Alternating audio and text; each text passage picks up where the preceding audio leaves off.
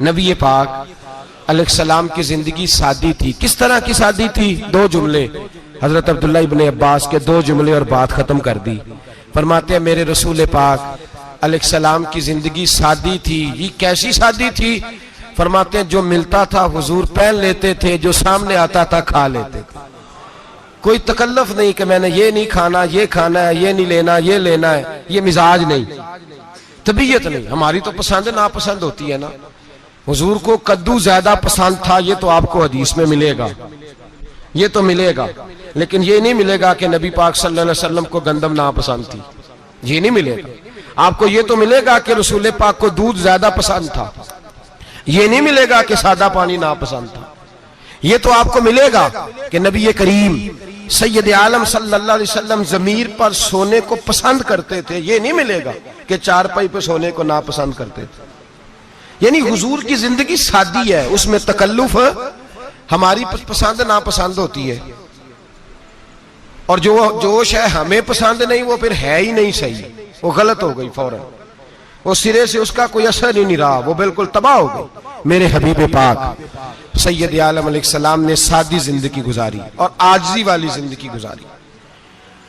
हम लोग आजिज नहीं होते, आजिज नहीं हो। अगर हम लोग आजिज हो जाए तो लड़ाइयां खत्म हो जाए। हर खानदान में हर घर में लड़ाई है, इसका मतलब है कि आजिज़ी, जहां आजिज़ी होती है वहां लड़ाई, वह लड़ाई नहीं होती, झगड़ा नहीं होता। हमारा भाई से, भतीजे से, भांजे से, बीवी से, ससुराल वालों से, रिश्तेदारों से, भाइयों से अगर इख्तलाफ चल रहा है और हर जगह चल रहा है तो सारी जगह तो गलतियां नहीं ना पाई जाती, कहीं हमारी भी गलती होती है। तो ये जो इख्तलाफ चल रहे हैं और सुलह नहीं हो रही, इसकी वजह यह है कि हमारे अंदर आजिज़ी इनकिसारी हो, तो फिर तो झगड़ा ही कोई नहीं। मेरे नबी पाक अलैहिस्सलाम की जिंदगी में आजिज़ी है, इनकिसारी है।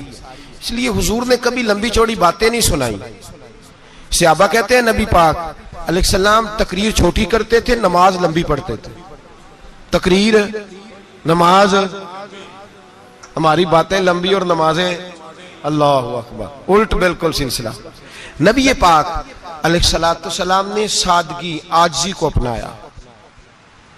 बहुत गरीब आदमी, बड़ा माड़ा बंदा जो 100 रुपया दिहाड़ी लेता है, और बाहर जब वो दिहाड़ी करने गया है तो वो शाम को जब उसने ना समेटा है ना वो सीमेंट और रेत और वो सारी चीजें, तो वहां वो झाड़ू फेर के आया है।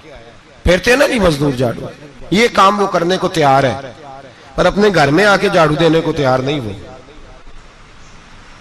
इसलिए कि ये उसकी मर्दानगी के खिलाफ है।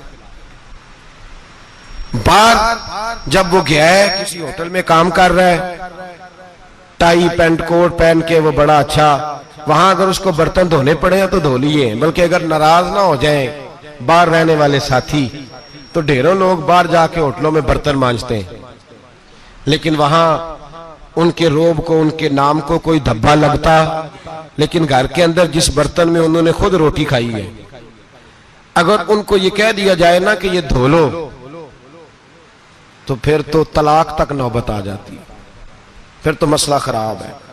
फिर तो हो सकता है कि बीवी की अम्मा की भी खैर ना हो, तुझे उसने सिखाया कुछ नहीं, मुझे ही तूने कह दिया उठ जा। ये हमारा हाल है, और है हम सारे आजिज़ मिस्कीन, है हम सारे माड़े गरीब, ये सारा अपनी जगह तय। लेकिन जहां डटना है, बल्कि यूं समझ लें कि जहां रोब ना चला वहां मिस्कीन हो गए, और जहां चल गया अब बादशाह हो गए। मेरे रसूल पाक सैयद आलम अलैहिस्सलाम का उसवा नूर सुनो, सैयदा तैयबा ताहिरा हजरत आयशा सिद्दीका रदी अल्लाह ताला अन्हा फरमाते हैं, हुजूर घर में आते, अगर घर के अंदर झाड़ू देने वाला है तो मुस्तफा ने उठा के काम करना शुरू कर दिया है। ये मामूली बात नहीं। अगर हजरत फातिमा ज़हरा की चक्की पीसने के लिए फरिश्ते आ सकते हैं, तो रसूल पाक के घर का काम करने के लिए भी आ सकते हैं, आ सकते हैं। लेकिन मेरे नबी पाक सल्लल्लाहु अलैहि वसल्लम घर में अपने कपड़े धो लेते, फट जाते तो हुजूर सी लेते। यहां तक कि हजरत आयशा फरमाती है, एक दिन हुजूर ने कहा खाना पकाओ, तो मैंने कहा कनीज आटा गूंद रही है। नबी पाक ने मालूमात की तो पता चला कि वो कनीज तो जा चुकी, बीमार थी। फरमाती है हुजूर ने अपने दस्ते मुबारक से आटा गूंदा। नबी पाक ने गूंदा, नबी पाक ने